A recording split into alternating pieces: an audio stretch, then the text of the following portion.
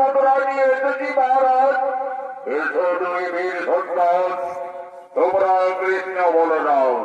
ওই দেবাদিদেব মহাদেবের ধনুর্বাণ ভঙ্গ করে তোমরা তোমাদের বীরত্বের প্রকাশ দেখাও।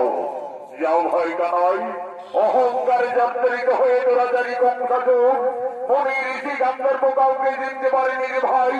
এমনকি তার পিতা